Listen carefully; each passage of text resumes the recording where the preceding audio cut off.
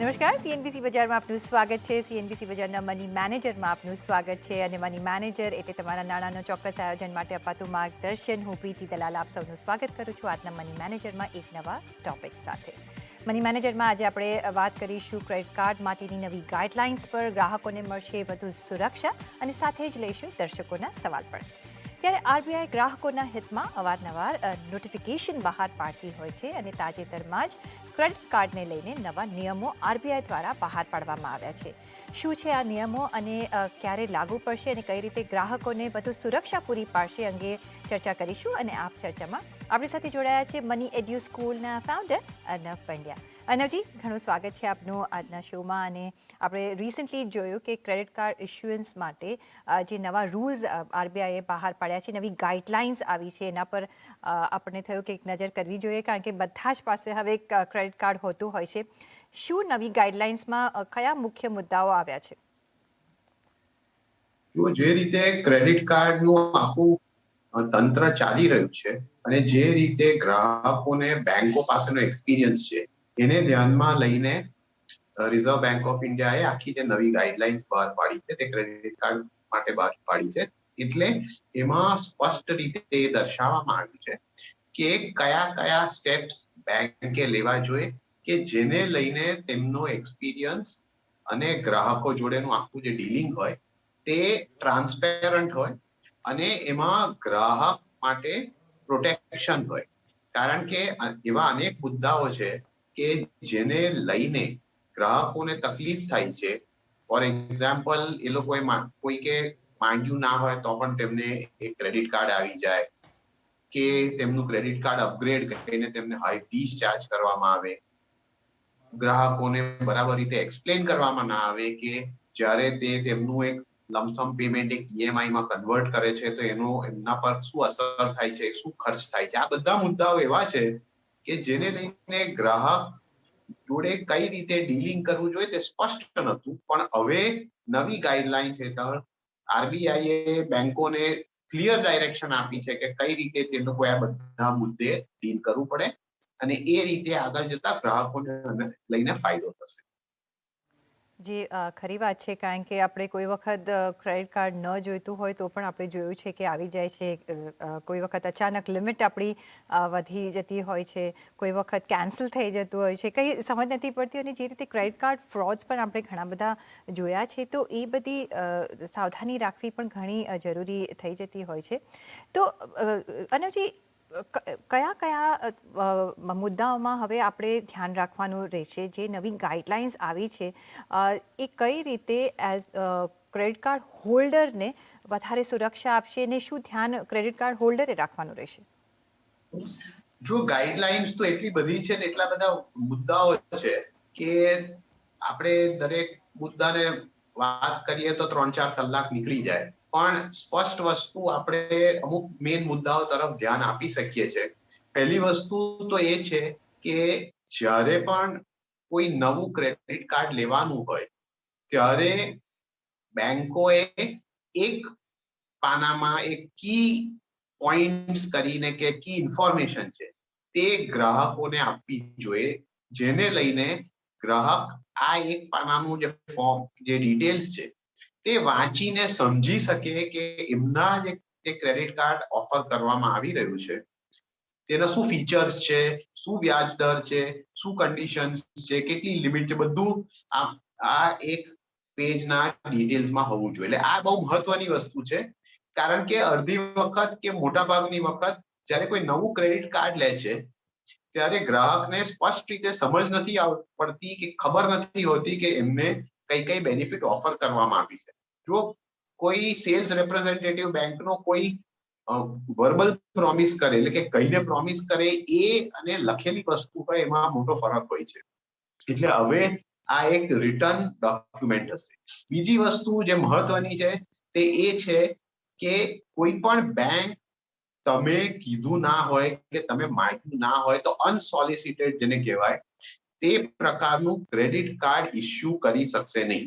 એટલે કે તમારા માંગ્યા વગર ક્રેડિટ કાર્ડ તમને પહોંચાડવામાં નહીં આવે. અત્યારે બહુ જ વાર એવું બને છે કે લોકોને ખબર નથી હોતી, પણ એમને એક ક્રેડિટ કાર્ડ ઓફર કરવામાં આવે છે અને એ કોઈક વાર તો એમને પહોંચે પહેલા જ કોઈ બીજો વ્યક્તિ લઈને એના પર ફ્રોડ કરે છે. એટલે તકલીફ ગ્રાહકને થાય છે. એમને ક્રેડિટ કાર્ડ માંગ્યું ના હોય તો પણ એમને મળી જાય છે. પછી ગ્રાહકે મહેનત કરવી પડે છે એ ક્રેડિટ કાર્ડ કેન્સલ કરવાની. એટલે હવે બહુ સ્પષ્ટ છે કે કોઈ પણ અનસોલિસિટેડ રીતે બેંક ક્રેડિટ કાર્ડ ઓફર કરી શકશે નહીં. તમે લેખિતમાં લખીને આપ્યું ના હોય ત્યાં સુધી ક્રેડિટ કાર્ડ ઓફર કરવામાં નહીં આવે. ને એ જ રીતે લેખિતમાં હશે નહીં ત્યાં સુધી તમારું કોઈ ક્રેડિટ કાર્ડ અપગ્રેડ પણ કરવામાં નહીં આવે. અમુક વાર બેંકો પણ એવું કરે છે કે તમને પ્રોમિસ આપીને કે તમને સારી ફીચર્સ મળશે, ફેસિલિટી મળશે કરીને તમારું જે એક્ઝિસ્ટિંગ કાર્ડ હોય એને અપગ્રેડ કરી નાખે. હવે કાર્ડ અપગ્રેડ કરવામાં ફેસિલિટી તો એક બીજી વાત રહી, પણ એને લઈને અમુક વાર જે કાર્ડની એન્યુઅલ ફીસ અને ચાર્જીસ હોય છે એમાં પણ મોટા પાયે વધારો થઈ જાય છે. એટલે એ વધારો જ્યાં સુધી તમે એને ઓથોરાઇઝ કર્યો ના હોય ત્યાં સુધી તમારું કાર્ડ અપગ્રેડ પણ કરવામાં નહીં આવે. એટલે આ બધી વસ્તુઓ મહત્વની છે, કારણ કે આ બહુ ક્લિયરલી દર્શાવે છે કે કઈ રીતે બેંકોએ બેઝિક ડીલિંગ કરવું જોઈએ કોઈ પણ કાર્ડ હોલ્ડર જોડે. સાચી વાત કહી તમે. અને જે આવી રીતે અચાનક કોઈ કાર્ડ આવી જતું હોય છે કે તમારી લિમિટ અપગ્રેડ થઈ જતી હોય છે, તમારું કાર્ડ અપગ્રેડ થઈ જતું હોય છે. આપણે ઘણી વખત એવું જોતા હોઈએ છીએ કે ભાઈ કાર્ડ અપગ્રેડ થઈ ગયું ને એક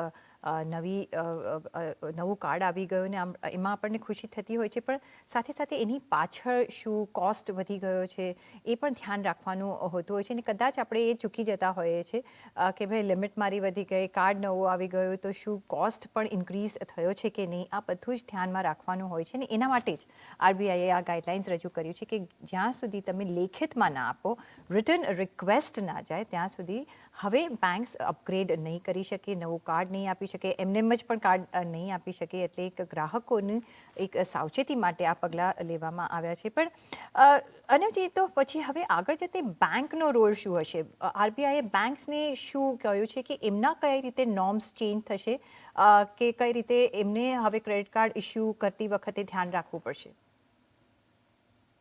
જો આમાં એક વસ્તુ હું ધ્યાન દોરવા માંગીશ કે જ્યારે આપણે લેખિતની વાત કરીએ ત્યારે એમાં ડિજિટલ એવેન્યુઝનો બી સમાવેશ થઈ જાય છે. એટલે એ ધ્યાનમાં રાખવું જોઈએ ગ્રાહકે કે જો એમની કન્સેન્ટ ડિજિટલી માંગવા આવે ને ડિજિટલી એ લોકો હા પાડે તો એ પણ ટેકનિકલી ગણાય છે કે એમને કન્સેન્ટ આપી છે. હવે તમે જ્યારે પૂછ્યું કે બેંકની વાત, જો બેંક માટે તો બહુ ક્લિયર ફીચર્સ છે કે એમને માટે લિમિટ રાખવામાં આવી છે કે કઈ બેંક એમનું કેટલું પ્રકારના ક્રેડિટ કાર્ડ ઇસ્યુ કરી શકે, એ લોકોએ શું ગાઈડલાઇન્સ ફોલો કરવાની હોય. પણ એ બધી જે બેંક તરફની ગાઈડલાઇન્સ હોય છે તે બેંક્સ માટે હોય છે. ટેકનિકલી તમે જુઓ તો ગ્રાહકને એનાથી કઈ બહુ અસર પડતી નથી, કારણ કે ગ્રાહકે તો એ માનીને ચાલવાનું કે જ્યારે બેંક્સ કોઈ કાર્ડ ઇસ્યુ કરવા જાય છે ત્યારે એમની પાસે એ બધી કન્ડિશન તેમને ફૂલફિલ કરેલી હોય છે. એટલે જ્યારે કોઈ વ્યક્તિ ક્રેડિટ કાર્ડ ખાસ કરીને લેતું હોય ત્યારે એમને એટલી બધી ચિંતા હોતી નથી, કારણ કે જે ક્રેડિટ કાર્ડ હોય છે તે લોન જેવું હોય છે, શોર્ટ ટર્મ લોન જેવી ફેસિલિટી આપવામાં આવે છે ગ્રાહકને. તો એ ગ્રાહક માટે એમને એટલું ધ્યાન રાખવું જોઈએ કે એ જે લિમિટ લે છે આ પ્રકારના ક્રેડિટ કાર્ડ પર તે તેમને માટે પોસાય એવી હોવી જોઈએ. એટલે બેંકો ચેક કરીને તમને આપશે કે હું તમને એક્સ અમાઉન્ટ ઓફ લિમિટ આપી રહ્યો છું, પણ જે વ્યક્તિ લેતું હોય તેમને એ પણ ધ્યાન રાખવાનું હોય છે કે એ લોકો ગમે તે પ્રકારનું લિમિટ લે નહીં અને એને વધારતા ના જાય, કારણ કે જે પ્રકારની લિમિટ હોય છે તમે એમાં વધારો કરો છો એ બધાની અસર બેંક તમારા ક્રેડિટ રિપોર્ટ પર જાય છે. એટલે તમારું ક્રેડિટ રિપોર્ટ પર અસર થતી જે પણ સ્ટેપ હોય તે એઝ અ કાર્ડ હોલ્ડર તમારે ધ્યાનમાં રાખવાનું છે, ટાઈમ પર પેમેન્ટ કરવાનું છે અને એ વ્યક્તિ પર હવે એ ભાર રહે છે. જી બરાબર છે. તો એ જ મારો એકચ્યુઅલી નેક્સ્ટ સવાલ હોવાનો હતો કે ભાઈ ક્રેડિટ સ્કોર પર આની શું અસર થઈ શકે છે ને તમે જણાવી દીધું. એટલે આ એક ધ્યાન રાખવાની વસ્તુ છે, જો કે હવે આગળ જતાં નહીં કરી શકે કે જે રીતે નોર્મ્સ આવ્યા છે એ પ્રમાણે. પણ જો એક ખાસ જે મેન્શન કર્યું કે ડિજિટલી પણ જો તમે કન્સેન્ટ આપો છો તો પણ એ માન્ય રખાશે. એટલે આઈધર રિટર્ન એપ્લિકેશન ઓર ડિજિટલી જે તમે કન્સેન્ટ આપો છો તો તમને એ ચેન્જીસ ત્યારે જ બેંક કરી શકશે. સાથે જ જે બીજું કે ક્રેડિટ કાર્ડ પર સે હવે જ્યારે ઇસ્યુ થાય છે કે આપણે કોઈ ક્લોઝર ક્રેડિટ કાર્ડ કેન્સલ કરવું હોય એના પણ કઈ નોર્મ્સ આવ્યા છે, ને સાથે એ માટે શું ધ્યાન રાખવાનું રહેશે? કારણ કે જ્યારે આપણે ક્રેડિટ કાર્ડ નવું લેવું હોય તો બી કોઈ વખત બહુ જ સમય જતો હોય છે. હા, એટલે તમે જો એ વસ્તુ પર ધ્યાન આપો કે જે ફ્રોડ થતા હોય છે તે ફ્રોડ ક્યારે થતા હોય છે કે જ્યારે નવું કોઈ ક્રેડિટ કાર્ડ ઇસ્યુ થયું હોય તો અમુક વાર કોઈ બીજા વ્યક્તિના હાથમાં જતું રહે છે અને એના પર ફ્રોડ થાય છે. તો આ વાતને અટકાવવા પણ આરબીઆઈએ બેંકોને સ્પષ્ટ સ્ટેપ્સ લેવાની વાત કીધી છે. એટલે કોઈ પણ નવું ક્રેડિટ કાર્ડ આવે તો એ ઓટોમેટિકલી ચાલુ નહીં થાય. એને ચાલુ કરવા પહેલા તમારે એક ઓટીપી મંગાવવો પડશે તમારા રજિસ્ટર્ડ મોબાઈલ નંબર પર.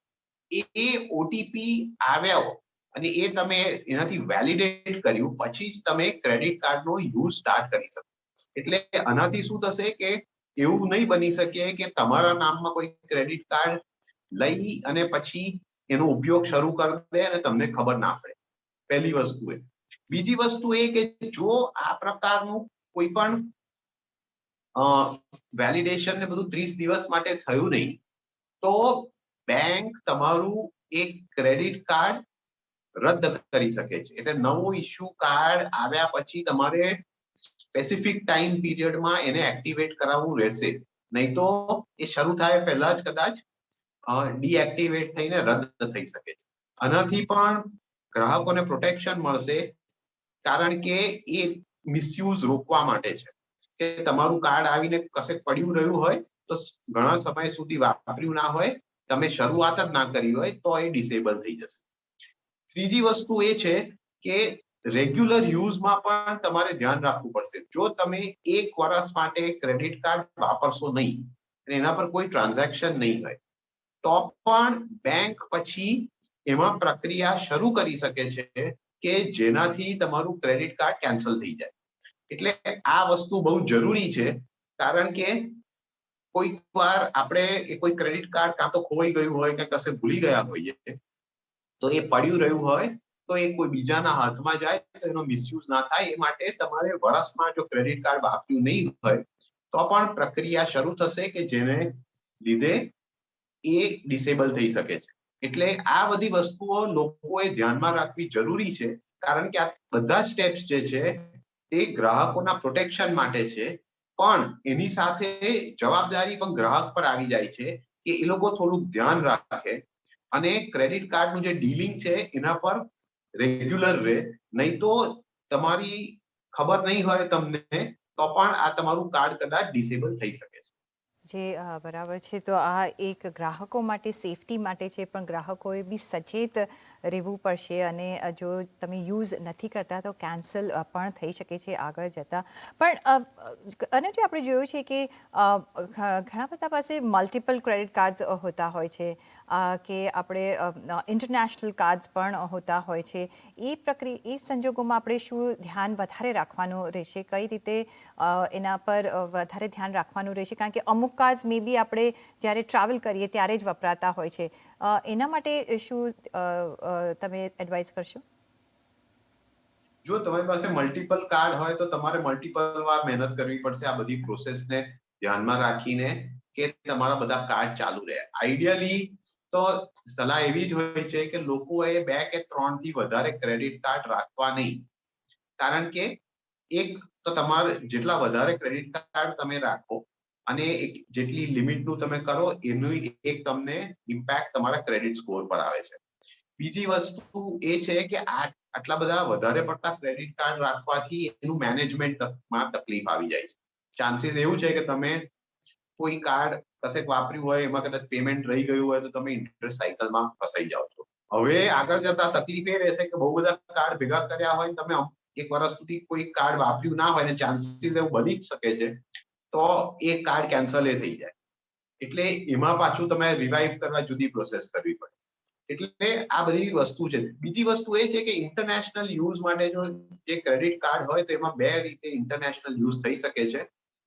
મોટાભાગના ક્રેડિટ કાર્ડ જો ઓનલાઈન ઇન્ટરનેશનલ યુઝ તો તમને એક્ટિવેટ કરીને જ આપે છે, પણ જ્યારે તમે વિદેશ જતા હો એકચ્યુઅલી અને ફિઝિકલી એ કાર્ડ વાપરવાના હો ફોરેનમાં, તો મારું એવું માનવું છે કે તમારે તમારી બેંકમાં ફોન કરીને જણાવી દેવું જોઈએ કે અમે આ કાર્ડ ફોરેન આમાં આ સ્પેસિફિક દેશમાં વાપરવાના છીએ. આનાથી ફાયદો એ થાય છે કે ઓટોમેટિકલી ડિસેબલ કે રિજેક્ટ ના થઈ જાય, કારણ કે અમુક વાર એવું થાય છે કે અમુક દેશોમાં તમે જો ક્રેડિટ કાર્ડ વાપરો તો પહેલા બેંક એને ડિસેબલ કરી નાખે. એટલે ચાન્સીસ એવા છે કે એ ના બને એ માટે તમારે બેંકને આગળથી જાણ કરી દેવી જોઈએ, એટલા માટે કે તમારા ટ્રાન્ઝેક્શન જે હોય તે પાસ થાય. નહીં તો બીજી વસ્તુ શું થાય છે કે અમુક વાર તમે આ પ્રકારના ટ્રાન્ઝેક્શન કરો તો બેંકમાંથી સામેથી ફોન આવે છે કે તમે આ ટ્રાન્ઝેક્શન કર્યું છે અને એ ઓથોરાઇઝ કરો છો. હવે જો તમે લોકલ કોઈ ડેસ્ટિનેશન પર હો તો એ ઠીક છે, પણ જો તમે ઇન્ટરનેશનલી કઈ જગ્યા પર હો અને તમારી પાસે ફોન પર રોમિંગ ના હોય તો આ ફોન પર કન્ફર્મેશન આપવું પણ અઘરું બની જાય. એટલે એ વસ્તુ પણ તમારે ધ્યાન રાખવી જોઈએ જ્યારે તમે ઇન્ટરનેશનલી ક્રેડિટ કાર્ડનો ઉપયોગ કરતા હો.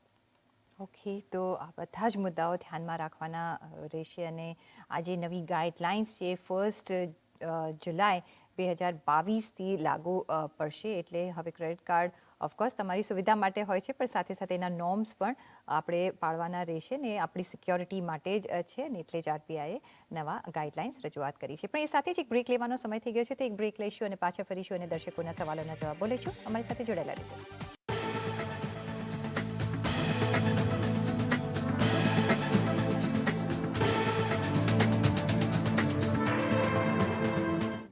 બ્રેક પછી આપનું સ્વાગત છે અને હવે દર્શકોના સવાલોના જવાબો લઈશું. તો અનુજી, જે પહેલો સવાલ આવી રહ્યો છે અજીત કુમારનો. 3 વર્ષના ગાળા માટે એમને 7,000 નું એક ઇન્વેસ્ટમેન્ટ કરવું છે. હાઈ રિસ્ક હાઈ રિટર્ન સ્ટ્રેટેજીથી એમને પૈસા રોકવા છે, તો કયા ફંડમાં રોકવા જોઈએ? અને એમની ઉંમર વર્ષ જો જોઈએ તો 29 વર્ષની છે. જી અનુજી, શું સલાહ આપશો?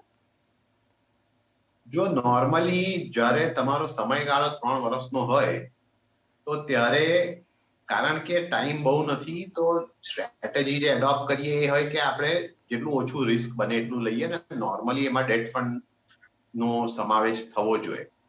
પણ કારણ કે એ કહે છે કે 3 વર્ષની સ્ટ્રેટેજી છે અને એ હાઈ રિસ્ક લેવા માંગે છે, તો પહેલી વસ્તુ તો એક આમાં તકલીફ શું છે કે જો તમે હાઈ રિસ્ક લો તો તમારે ઇક્વિટી ફંડ તરફ જવું જોઈએ. હવે ઇક્વિટી ફંડ તરફ જવામાં પણ હજી ફૂલ 3 વર્ષનું તમારું ઇન્વેસ્ટમેન્ટ હોય તો વાંધો નથી, પણ જો તમે એમાં એસઆઈપી કરતા હો તો તકલીફ એ બનવાની છે કે તમારું એવરેજ ઇન્વેસ્ટમેન્ટ પીરિયડ 1.5 વર્ષ જ છે, કારણ કે દર મહિને તમે ઇન્વેસ્ટ કરો તો તમારા ફોર એક્ઝામ્પલ છેલ્લા 12 જે ઇન્સ્ટોલમેન્ટ આવવાના છે તે તો એકચ્યુઅલી વર્ષથી ઓછા માટે ઇન્વેસ્ટેડ રહેશે. અમુક તો 1 મહિનો 2 મહિનો એને માટે રહેશે. એટલા માટે આવા પ્રકાર માટે ઇક્વિટી ફંડ્સ યોગ્ય રહેતા નથી. પણ જો તમારે હાઈ રિસ્ક હાઈ સ્ટ્રેટેજી લેવી જ હોય તો એને માટે પેલું ઓપ્શન એ જ છે કે તમે કોઈ ઇક્વિટી ફંડમાં જાઓ.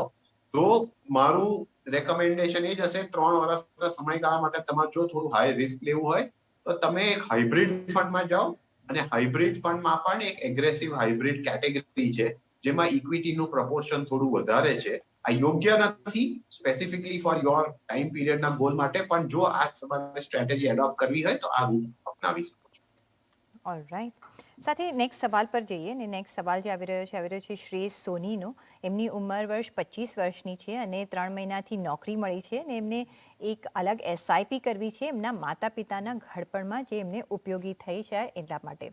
સાથે જ એમને એમ પણ લખ્યું છે કે મારી મિડલ એજ વખતે વધુ આર્થિક બોજ ન આવે એવો મુખ્ય હેતુ છે, તો કયા ફંડમાં રોકાણ કરવું જોઈએ? હાલ તો એ 5,000 રૂપિયાની એસઆઈપી કરી શકે છે ને આ રકમ ભવિષ્યમાં વધી કે ઘટી પણ શકે છે, તો તે મુજબ એમને સલાહ જોઈએ છે. જી અનુજી. મારું માનવું એવું છે કે જો તમે લોંગ ટર્મ માટે પ્લાનિંગ કરતા હો, તમારી પાસે 7, 10, 15 વર્ષ કે એનાથી વધુ સમય હોય કોઈ પણ ગોલ માટે, તો તમારે ઇક્વિટી ફંડ્સનો ઉપયોગ કરવો જોઈએ. Over a period of time તમારે તમારું જે રેગ્યુલર નિવેશ છે તે વધારવું જોઈએ. એટલે એમાં એવું ના થવું જોઈએ કે સડનલી તમે એને ઘટાડી દો કારણ કે એનાથી જે ઓવરઓલ પ્લાનિંગ હશે, પોર્ટફોલિયોનું જે મિક્સ હશે તેમાં થોડી તકલીફ થઈ શકે છે. એટલે કોશિશ એ જ રાખો કે ઇન્વેસ્ટમેન્ટ એવા લેવલથી શરૂ કરો જે તમે મેન્ટેન કરી શકો, અને આગળ જતા ધીમે ધીમે વર્ષ પછી વર્ષ જેમ જેમ તમારી આવક વધતી જાય તેમ તમે એને વધારી શકો. એટલે મારો સજેશન એવું છે કે એમના ગોલ માટે તે એક લાર્જ કેપ ફંડ થી શરૂઆત કરી શકે છે, પછી એક ફ્લેક્સી કેપ ફંડ તરફ મૂવ કરી શકે છે, અને આગળ જતા જેમ ઇન્વેસ્ટમેન્ટ વધે તેમ પછી એક મિડ કેપ ફંડ બી એમાં એ જોઈ શકે છે. ઓકે, સાથે નેક્સ્ટ એક ક્વેશ્ચન લઈ લે ક્વિકલી. ભાવેશ રાઠોડનો છે, એમને 2 વર્ષથી એક્સિસ બ્લુ ચિપ ફંડમાં 5,000, પરાગ પરીખ ફ્લેક્સી કેપ ફંડમાં 3,000નું ઇન્વેસ્ટમેન્ટ એસઆઈપી કરી રહ્યા છે, અને આદિત્ય બિરલા સનલાઈફ સ્મોલ કેપ ફંડમાં 2,000ની એસઆઈપી કરી રહ્યા છે. તો આ રોકાણ યોગ્ય છે કે, અને આ રોકાણ ક્યાં સુધી ચાલુ રાખવા જોઈએ? જો રોકાણ યોગ્ય છે કે નહીં એ તો તમારા લક્ષ્ય પર આધારિત છે. હવે પહેલી વસ્તુ એ કે તમારે એ જાણવું જોઈએ કે બતાવવું જોઈએ કે તમારું લક્ષ્ય શું છે. જો લક્ષ્ય લોંગ ટર્મ હોય, over longer period of time, કે 5 વર્ષ પછીનો કોઈ પણ ગોલ હોય, એને માટે જો તમે આ પ્રકારનો પોર્ટફોલિયો બનાવ્યો હોય તો એ યોગ્ય છે. કારણ કે આમાં જે 3 ફંડ છે, એક લાર્જ કેપ ફંડ છે એક્સિસ બ્લુ ચિપ, એક ફ્લેક્સી કેપ ફંડ છે પરાગ પરીખનું, અને એક સ્મોલ કેપ ફંડ છે. એટલે તો એ યોગ્ય છે. જો કે આમાં થોડું રિસ્ક વધારે છે, કારણ કે એક સ્મોલ કેપ ફંડ ઇન્ક્લુડ કર્યું છે, પણ મિડ કેપમાં એક્સપોઝર ઓછું છે. એટલે લોંગ ટર્મ ગોલ માટે આ પ્રકારનો પોર્ટફોલિયો યોગ્ય છે. આમાં તમે રકમ વધારવી જોઈએ over a period of time. આગળ જતા તમારે એક મિડ કેપ ફંડ બી એમાં સમાવેશ કરવો જોઈએ, એટલે કે આ એક પોર્ટફોલિયોમાં વધુ બેલેન્સ આવે. પણ મોટા ભાગના ગોલ્સ જે લોંગ ટર્મ હોય એને માટે આ પ્રકારનો ઇક્વિટી પોર્ટફોલિયો બનાવવો જરૂરી છે, અને એમાં પણ આ પ્રકારનું અક્રોસ માર્કેટ કેપ જે હોય તે હોલ્ડિંગ સ્પ્રેડ આઉટ કરવું જોઈએ. અને હાલના જે 3 ફંડ છે એમને સમાવેશ કર્યા છે, એ કન્ટિન્યુ કરી શકે છે, પણ 6 મહિનાના ઇન્ટરવલે એને રિવ્યુ કરીને જોઈ લે કે શું આ ફંડ્સ કન્સિસ્ટન્ટલી પરફોર્મ કરી રહ્યા છે કે નહીં. જી બરાબર છે. તો ઓફકોર્સ યોગ્ય તમારું રોકાણ છે, પણ તમારે રિવ્યૂ તો કરતા જ રહેવું પડશે કે તમારું રોકાણ તમારા ગોલ્સ પ્રમાણે તમને રિટર્ન્સ આપી રહ્યું છે કે નહીં. એટલે એ પણ એક ધ્યાન રાખવાનું રહેશે. એ સાથે જ અનવજી, ઘણો આભાર તમારો અમારી સાથે આજે જોડાવા બદલ. અને સાથે જ પર્સનલ ફિનાન્સના તમારા સવાલ અમને મોકલો, તમારું નામ, શહેર, ઉંમર સાથે ઈમેલ કરો અમને money@nw18.com પર. ફેસબુક પર લખી શકો છો અમને facebook.com/cnbc બજાર પર, અને ટ્વીટ પણ કરી શકો છો twitter.com/cnbc બજાર પર. અને એ સાથે જ મની મેનેજરના આ એપિસોડમાં બસ આટલું જ. પાછા મળીશું નેક્સ્ટ એપિસોડમાં. ત્યાં સુધી આપશો રજા. નમસ્કાર.